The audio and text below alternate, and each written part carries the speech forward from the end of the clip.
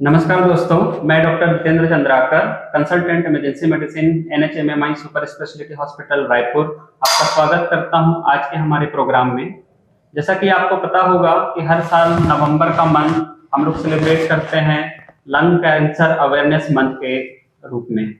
तो इसी के बारे में विस्तार से चर्चा करने के लिए आज हमारे साथ हैं डॉक्टर यशवंत कश्यप सर, हमारे NHMMI में सीनियर कंसल्टेंट है मेडिकल ऑन्कोलॉजी में, और हमारे साथ में हैं डॉक्टर आशुतोष दास सर। सर हमारे यहाँ NHMMI में सीनियर कंसल्टेंट है रेडिएशन ऑन्कोलॉजी में।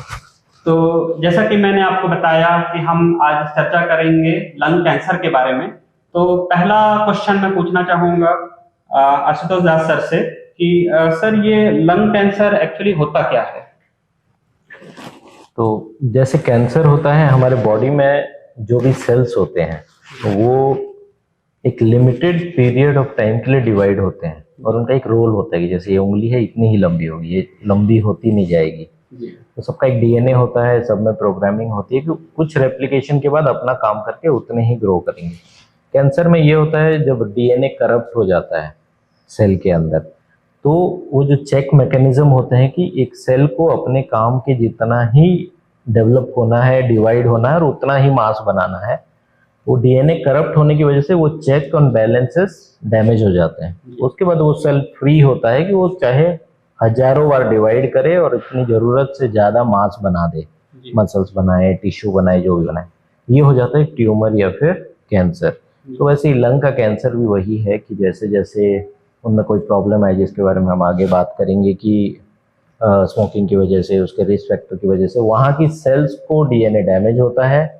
वो डैमेज DNA वाले जो सेल होते हैं वो मल्टीप्लाई करते हैं बहुत बार, ज़रूरत से ज़्यादा, और एक लंप बनाते हैं, एक ट्यूमर बनाते हैं। धीरे धीरे ये ट्यूमर बॉडी के कंट्रोल से बाहर हो जाता है, वो अपना साइज बड़ा करता है, आसपास जो चीज़ें हैं उनको पकड़ता है, उनको डैमेज करता है, स्प्रेड होने के चांसेस होते हैं लोकली भी और पूरे बॉडी में भी। तो ओवरऑल लंग कैंसर उसी को बोलेंगे कि एक रोग टाइप का सेल है जो बहुत शरीर की बातों को नहीं मान रहा है और अपनी मन मर्जी से बढ़ते जा रहा है और जो धीरे धीरे फिर आपकी बॉडी को प्रॉब्लम देता है। तो जैसा कि सर ने बताया, जब हमारे लंग की कोशिकाएं अनियंत्रित होके हद से ज्यादा मात्रा में कोशिकाएं बनाने लगती है तो यहाँ पे एक लंग कैंसर का निर्माण हो जाता है। तो ये लंग कैंसर है वो कितने प्रकार के हो सकते हैं सर? लंग कैंसर मुख्यतः से दो प्रकार का होता है, एक स्मॉल सेल लंग कैंसर और दूसरा non small cell lung cancer. Non small cancer के भी फर्दर बहुत 4 और टाइप है, जैसे adenocarcinoma, squamous cell carcinoma, mix carcinoma and और भी टाइप है। रेयर केसेस में सार्कोमास और बाकी रेयर ट्यूमर भी मिलते हैं, उस तरह के टाइप भी रहते हैं इसमें। जी, तो कोशिकाओं के प्रकार के अकॉर्डिंग ही हमारे जो कैंसर हैं उनके प्रकार होते हैं। ठीक है, तो नेक्स्ट अब मैं जानना चाहूंगा सर से कि सर ऐसे क्या रिस्क फैक्टर्स होते हैं जिसके चलते किसी भी मरीज को लंग कैंसर होने का रिस्क होता है? सबसे बड़ा रिस्क फैक्टर सभी को पता है कि स्मोकिंग होता है, वो चाहे आप सिगरेट से कीजिए, बीड़ी से कीजिए, हुक्का, तंबाकू, जो भी है। और स्मोकिंग का दूसरा फॉर्म होता है इंडस्ट्रियल एंड व्हीकुलर पॉल्यूशन जैसा, वो भी स्मोक में ही आता है। तो मेजर आप देखेंगे तो अपना होता है स्मोकिंग एंड पॉल्यूशन, ट्रैफिक की वजह से जो धुआं आता है, उसके बाद इंडस्ट्रीज से जो धुआं आता है। कुछ लोग होते हैं कुछ स्पेसिफिक प्रोफेशन में होते हैं, उस प्रोफेशन में उनको एक्सपोजर होता है स्पेसिफिक टाइप के धुएं का, और चाहे मेटेलिक धुआं हो या फिर पॉइजनस धुआं हो, उन सब से होता है। कुछ लोग माइंस में काम करते हैं, उनको स्पेसिफिक डस्ट से एक्सपोजर होता है, एस्बेस्टोस से, सिलिका से, उससे कैंसर होता है लंग का। इसके अलावा स्मॉल सेल, जैसा सर ने बताया स्मॉल सेल होता है। स्मॉल सेल ऐसा भी हो सकता है कि आपने कभी स्मोक नहीं किया, कुछ नहीं किया और आपको कैंसर हो जाए। वो सब DNA के डैमेजेस होते हैं, उसकी वजह से। HIV रिलेटेड कैंसर होता है कि HIV अगर आपका अनकंट्रोल्ड है तो फिर बॉडी उसमें रिएक्ट करती है कि आपको म्यूटेशंस हो और फिर आपको कैंसर हो जाए। तो दूसरे क्रोनिक इन्फेक्शन, COPD वगैरह, ऑब्स्ट्रक्टिव पल्मोनरी डिजीज होती है, उनकी वजह से आपको लेटर कुछ टाइप के कैंसर हो सकते हैं। रेडॉन गैस होता है जो अपने इंफ्रास्ट्रक्चर में मिलता है या फिर जमीन से निकलता है, नेचुरल एक्टिविटी और रेडियो एक्टिविटी होती है, रेडॉन गैस होता है, उसके इनहेलेशन से कई बार कुछ लोगों को एक्सपोज होता है। बट जो जियोग्राफिक क्लस्टर टाइप का होता है कि कुछ एरिया में निकलता है वैसा, तो मोटा मोटा ऐसे रिस्क फैक्टर हैं। मेनली स्मोक जो भी लंग तक पहुंचता है वो आपको डैमेज कर सकता है। जी, तो जो मुख्यतः कारण है वो सब हवा के प्रदूषण से ही होता है। साथ में अगर हम लंग की किसी बीमारी को लंबे समय तक वहां रहने दें और उसका प्रॉपर इलाज ना करें तो वो भी आगे जाके कैंसर में कन्वर्ट हो सकता है। कुछ चीजें होती हैं जो जेनेटिक होती हैं। तो सर ऐसे कौन से लोग होते हैं जो लंग कैंसर के रिस्क कैटेगरी में आते हैं? जैसा कि डॉक्टर आशुतोष ने ऑलरेडी बताया है कि जो पेशेंट हेवी पैक ईयर्स है, पैक ईयर्स मतलब जो पेशेंट्स जो लोग 20-30 सालों से स्मोकिंग कर रहे हैं और पर डे वो एक पैकेट में जैसे 20 सिगरेट होती है, तो जिनका पैक ईयर 20 से ज्यादा है वो उन पेशेंट्स को उन लोगों को अराउंड 30-40% रिस्क है कि कुछ समय में उनको लंग कैंसर हो सकता है। तो पैक ईयर का बहुत इंपॉर्टेंस है लंग कैंसर में।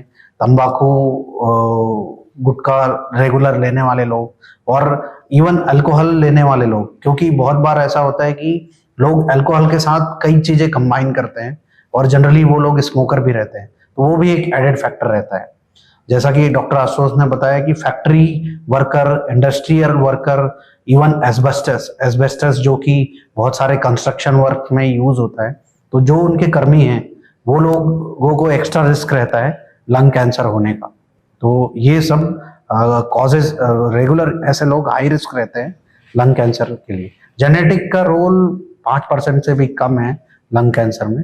सो मेन फैक्टर स्मोक है with environment and all other smoke. दूसरा मैं इसमें ऐड करना चाहूँ, जैसे आप कौन लोग रिस्क में रहते हैं, तो पहले एक ऐसा होता था कि ये ओल्ड एज की बीमारी थी जी, 50-60 साल की उम्र के बाद ही लंग कैंसर की। बट अभी इतना ज़्यादा पॉल्यूशन होने लग गया है, स्मोकिंग इतना प्रिवेलेंट हो गया है, तो यंग पेशेंट का आना अनकॉमन नहीं है अभी क्लिनिक में। अभी आप 35 में 30 में भी आपको कोई मिल जाएगा कि हाँ उनको लंग कैंसर हो गया। कुछ टाइप के कैंसर होता है अर्ली एज में ही होता है, तो बेसिकली मोटा मोटा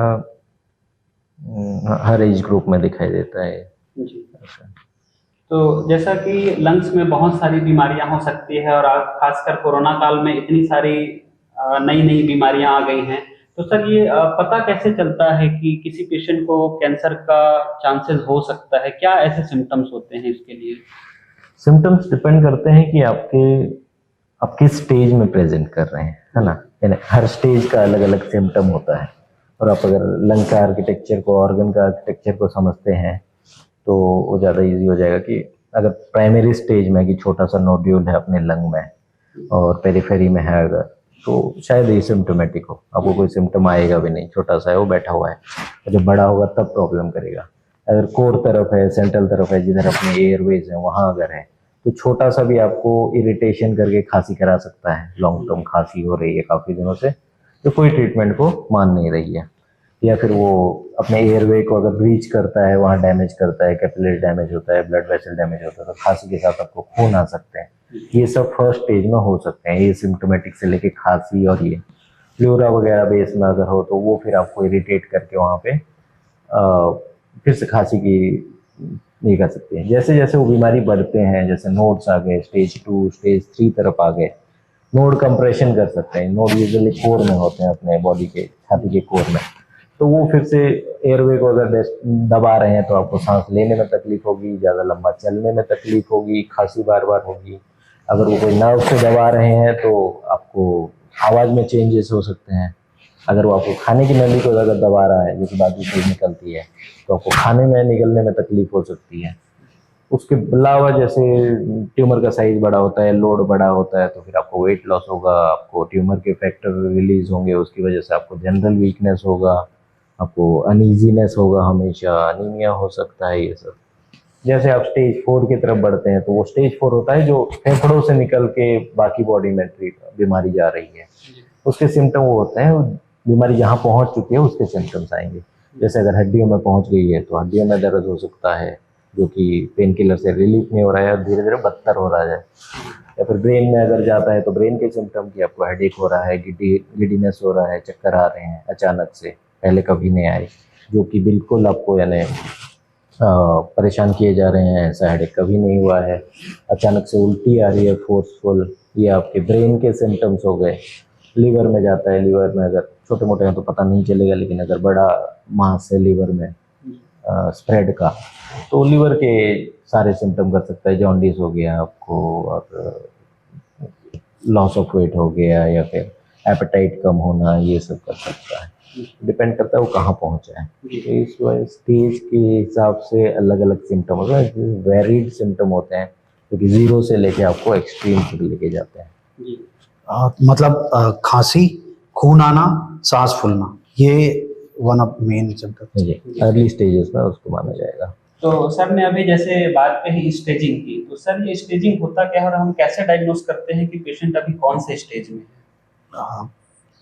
स्टेजिंग के लिए, लंग कैंसर स्टेजिंग के लिए हम जनरली अगर जैसे कि हम लोग कैंसर डॉक्टर हैं तो हमारे पास मैक्सिमम पेशेंट एक्सरे और बाकी चीज़ करा के आते हैं, तो ऐसे केसेस में हम बायोप्सी वगैरह करके डायग्नोस करते हैं। उसके बाद स्टेजिंग के लिए अगर अर्ली स्टेज है देन पेट सीटी प्लस एमआरआई ब्रेन करते हैं। अगर एडवांस स्टेज है देन सीटी स्कैन, और अगर सिम्टम्स है देन एमआरआई ब्रेन करते हैं। ये मेन वो रहता है। जी, तो मुख्यतः ये इमेजिंग के बेस्ड पे होता है आफ्टर बायोप्सी। जी, तो सर इसके लिए हम क्या क्या ट्रीटमेंट ऑफर कर सकते हैं पेशेंट को? मल्टी मोडालिटी ट्रीटमेंट होता है जी, जिसमें कि कीमोथेरेपी, रेडिएशन, सर्जरी, तीनों के अलग अलग स्टेज के हिसाब से उसके रोल्स होते हैं। पहले हम सिम्टम के हिसाब से स्टेज करते हैं, इमेजिंग करते हैं, सब करते पता लगाते हैं कि बीमारी कितनी बड़ी है।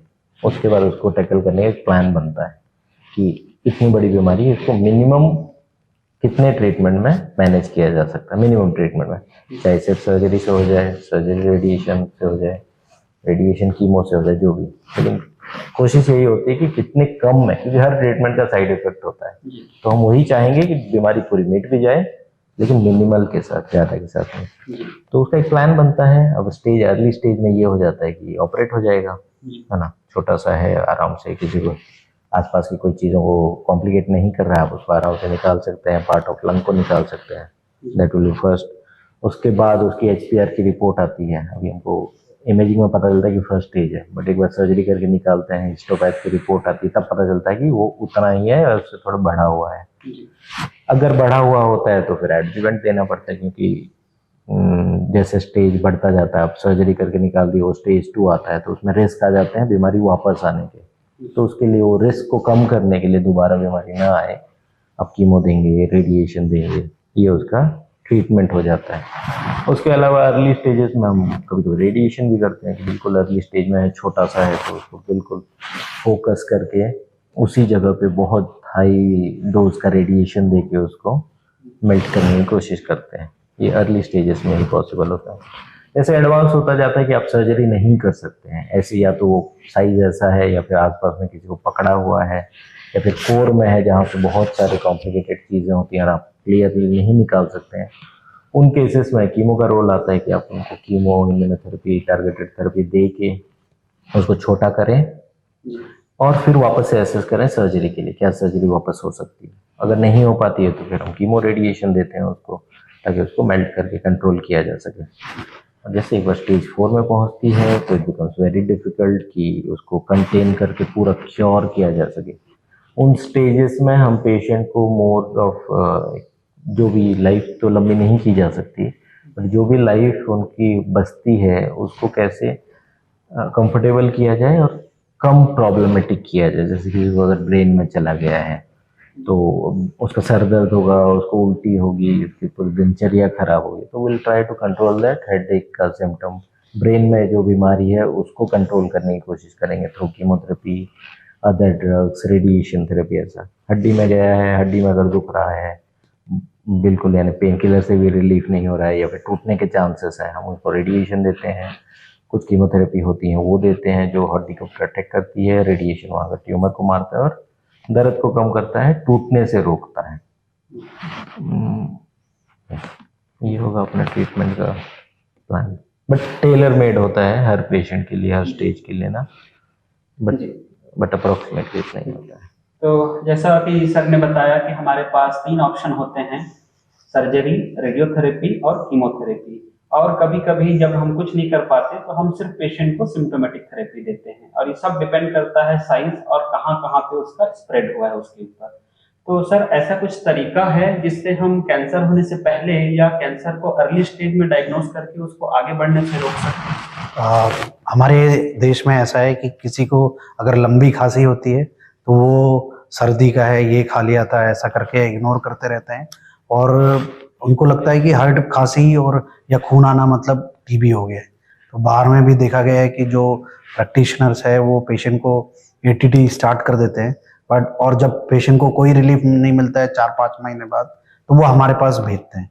तो जनरली ये अवेयरनेस बढ़ना चाहिए, और तब जाके पेशेंट जल्दी आएंगे ताकि हम उनको डायग्नोस करके एक्सरे, और जो क्रोनिक स्मोकर्स है या जिनके हाई पैक ईयर है सिगरेट के, ऐसे पेशेंट्स को हम chest X ray and low dose CT का अभी जो रिसेंट डेटा है वो बहुत प्रॉमिसिंग है। तो जो high risk patient, factory workers और हाई पैक ईयर वालों को उनको ये टेस्ट करने चाहिए, लो डोज सीटी।